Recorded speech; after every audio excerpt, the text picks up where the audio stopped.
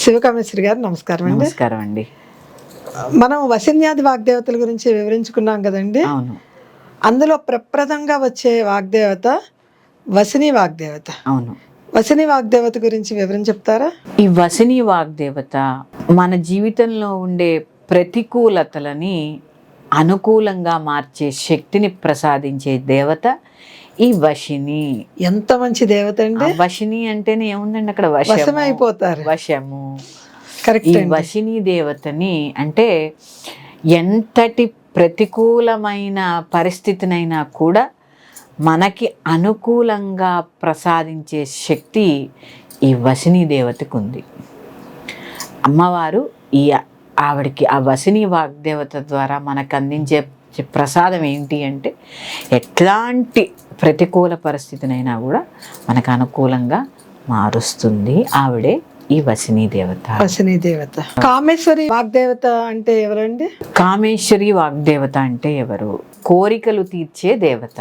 కోరికల్ని తీర్చే దేవత. ఎటువంటి కోరికనైనా కూడా ఈ కామేశ్వరి దేవి తీర్చే శక్తిని మనకి ప్రసాదిస్తూ ఉంటుంది. కోరికలను తీర్చే శక్తిని ప్రసాదించే దేవత ఈ కామేశ్వరి దేవి. కోరికలు అంటే అనేక కోరికలు ఉంటాయి కదండి. అనేక కోరికలు అంటే ఇప్పుడు భగవంతుడు మనకి ఏ విషయంగా చెప్పారో, ఇప్పుడు నేను అదే చెప్తున్నాను. మనకు ఒక ఇల్లు ఉందంటే ఒక ఇల్లు లేదు, ఒక ఇల్లు కోరుకోవాలి అనుకోవాలి, కానీ నాకే 100 ఇల్లు కావాలనుకోవడం తప్పు. సమంజసమైన కోరిక ఏదైనా కూడా, ఇతరులకి హాని కాని కోరిక, ఇతరులకి హాని కాని కోరిక ఏదైనా సరే ఈ శక్తి వల్ల మనకి తీర్చబడుతుంది. ఈ తీర్చే శక్తిని ఈ దేవి మనకి కామేశ్వరి దేవి ప్రసాదిస్తుంది. మోదిని వాగ్దేవత గురించి వివరించండి. మోదిని అంటే మోదము, మోదము, ఆనందము, ఆనందము, ఆమోదము కూడా. మోదము అంటే ఆనందము, ఆమోదము. మనం ఏదైనా పని చెయ్యాలనుకున్నాం అనుకోండి, అందుకే అంటారు శివుడు ఆజ్ఞ లేనిదే చీమైనా కదలంటూ ఉంటారు కదా. దేనికైనా కూడా ఆమోదము కావాలి. ఆమోదము ద్వారా మనకి చేసే పని వల్ల ఆనందము కావాలి. వీటిని ప్రసాదించే దేవే ఈ మోదిని శక్తి. ఈ మోదిని శక్తి ఏం ప్రసాదిస్తుంది అంటే ఆనందాన్ని, ఆమోదాన్ని, మోదము అంటే కూడా సంతోషము ప్రసాదించే దేవత ఈ మోదిని దేవత. విమలా వాగ్దేవిని అంటే ఎవరండి? విమల అంటే అర్థం ఏంటి తెలుసా అండి? చెప్పండి. నిర్మలమైన జ్ఞానము. నిర్మలమైన జ్ఞానము. మనకి ఈ నిర్మలమైన జ్ఞానాన్ని ప్రసాదించే శక్తి ఈ విమలా వాగ్దేవి. ఈవిడ మనకి ఏం ప్రసాదిస్తుంది అంటే నిర్మలమైన జ్ఞానాన్ని ప్రసాదిస్తూ ఉంటుంది. నిర్మలమైన జ్ఞానానికి సంబంధించిన మంత్రాలన్నీ కూడా ఈవిడ అధీనంలో ఉంటాయి.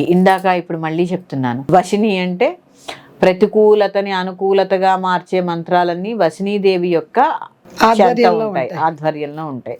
తర్వాత కామేశ్వరి, మన ఇచ్చల్ని తీర్చే మంత్రాలన్నీ కూడా కామేశ్వరి దేవి యొక్క ఆధ్వర్యంలో ఉంటాయి. తర్వాత వచ్చేసి మోదిని దేవి యొక్క ఆమోదము తెలిపి ఆనందాన్ని ఇచ్చే మంత్రాలన్నీ కూడా మోదిని దేవి యొక్క ఆధీనంలో ఉంటాయి. ఇప్పుడు చెప్పుకున్న మనం ఈ విమల నిర్మలమైన జ్ఞానాన్ని మనకి సంబంధించిన మంత్రాలన్నీ కూడా ఈ విమలాదేవి యొక్క ఆధీనంలో ఉంటాయి. ప్రశాంతంగా ఉన్న వాళ్ళ దగ్గర విమలాదేవి ఉంటుందన్నమాట. అంటే నిర్మలమైన జ్ఞానాన్ని మనకి ఈ విమలాదేవి అందిస్తుంది. అరుణ వాగ్దేవత గురించి వివరించండి. అరుణ అంటేనే ఏంటి? ఎరుపు. అరుణాం కరుణాతరంగితాక్షిం. అరుణ అంటే ఎరుపు, అరుణ అంటే జ్ఞానము, అరుణ అంటే కరుణ. ఈ జ్ఞానానికి కరుణకి సంబంధించిన మంత్రములన్నీ కూడా ఈ అరుణి వాగ్దేవి యొక్క ఆధీనంలోనే ఉంటాయి. ఈ శక్తి మనకి చక్కటి జ్ఞానాన్ని, అలాగే కరుణని, దయని కూడా ప్రసాదిస్తూ ఉంటుంది. ఈవిడనే అరుణి వాగ్దేవి అంటారు. జయని వాగ్దేవత గురించి వివరించండి. మీరే అడిగేశారు. జయని జయములనిచ్చున్నది. జయములను ఇచ్చినది. ఇచ్చున్నది. ఈ జయని వాగ్దేవి అంటే ఎవరు అంటే జయములనిచ్చే వాగ్దేవి. జయమునకి సంబంధించిన మంత్రములన్నీ కూడా ఈ జయని వాగ్దేవి యొక్క అధీనములో ఉంటాయి. మనకి దేన్నైనా జయించే శక్తిని, అంటే ఇక్కడ దేన్నైనా అంటే మళ్ళీ చెప్తున్నాను, మనలో ఉండే కామ క్రోధ ఈ చీకట్లన్నిటినీ జయించే శక్తి ఈ జయని దేవత మనకి ప్రసాదిస్తూ ఉంటుంది. ఆవిడే జయని వాగ్దేవి. మనలోంచి మనం బయటపడాలి. ముందు మనల్ని మనం జయించాలి. మనల్ని మనం గెలిచిన తర్వాతే ప్రపంచాన్ని రచ్చగలవాలి. ఇంట గెలిచి రచ్చగలవాలి. ఇంట గెలవడానికి ఉపయోగపడే మంత్ర సాధన అంతా కూడా ఈ జయని దేవి యొక్క వాగ్దేవత యొక్క ఆధీనంలో ఉంటుంది. ఆవిడే జయని వాగ్దేవి. కౌళిని వాగ్దేవత గురించి వివరం చెప్పండి. కౌళిని వాగ్దేవి కుండలిని యోగానికి సంబంధించిన దేవత. కుండలిని మనలోనే ఉన్న కుండలిని శక్తి. అమ్మవారిని ఈ లలితా సహస్రనామంలో మనము స్థూల, సూక్ష్మ, పర అంటే కారణ రూపాల కింద వర్ణించుకుంటాం.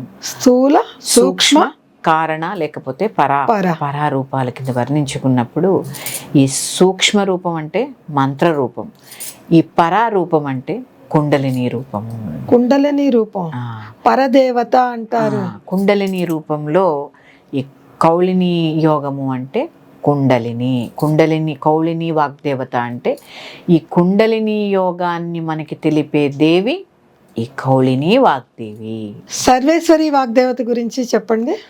సర్వేశ్వరి మీరే చెప్పేశారు. ఆమె మొత్తం అన్నిటినీ ఇచ్చేది సర్వేశ్వరి. ఈశ్వరి అన్నిటినీ ప్రసాదిస్తుంది. ఏది కావాలంటే అది మనకి ప్రసాదించే దేవతే సర్వేశ్వరి.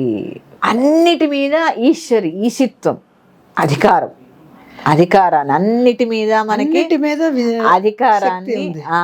ఇప్పుడు ఇందాక చెప్పాను అధికారం అంటే నేను ఇప్పుడు ప్రైమ్ మినిస్టర్ అవ్వాలంటే అవ్వగలనా? కాదు. నాలో ఉండే త్రికరణాలని శుద్ధి చేసుకునే ప్రక్రియలో వాటి మీద మనకి అధికారాన్ని, నాలో ఉండే చీకటిని నేను తొలగించుకోవాలి అనుకున్నప్పుడు వాటిని పొందే అధికారాన్ని, ఈశిత్వాన్ని ప్రసాదించేదే ఈ సర్వేశ్వరి దేవి. అంటే సర్వం తెలిసిన వాళ్ళకే సర్వేశ్వరి. సర్వాన్ని జయించే శక్తిని ప్రసాదించేదే, సర్వము ఇచ్చేదే సర్వేశ్వరి. అంటే సర్వం తెలిసిన వాళ్ళే కదండి ఏదైనా జయించగలుగుతారు.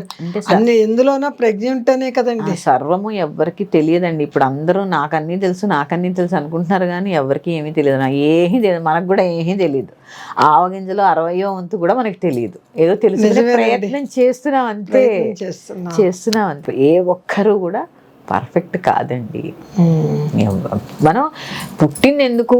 మనల్ని మనం జయించాలి. మనలో ఉండే చెడు మీద మనం యుద్ధం చేస్తున్నాం. ఆ యుద్ధాన్ని ఎలా చేయించాలో మనకి చెప్పే దేవతలంతా ఈ వాగ్దేవతలందరూ మనకి అన్ని విషయాలు చెప్తూ ఉంటారు. మనలోనే ఉండి మంచి చెడు మనకి వాక్ ద్వారా. వాక్కు అంటే మరి అందుకే వాక్కు అంటేనే జ్ఞానము అంటే వాక్కు అంటేనే జ్ఞానము. వాక్కు బయటకు వస్తే జ్ఞానం. ఇప్పుడు ఈ మాట ఉందండి, బయటకు వస్తే ఏమిటది? జ్ఞానము. అందుకే జ్ఞానము వాక్కు చాలా చాలా చాలా చాలా ఇంపార్టెంట్ అనమాట. ఈ వశిన్యాది వాగ్దేవతలు అనేవారు మన జీవితంలో చాలా ఇంపార్టెంట్. ఏ విద్య నేర్చుకున్నా కూడా కావాల్సింది ఈ వాగ్దేవతల యొక్క అనుగ్రహము. శ్రీమాత్రే నమః.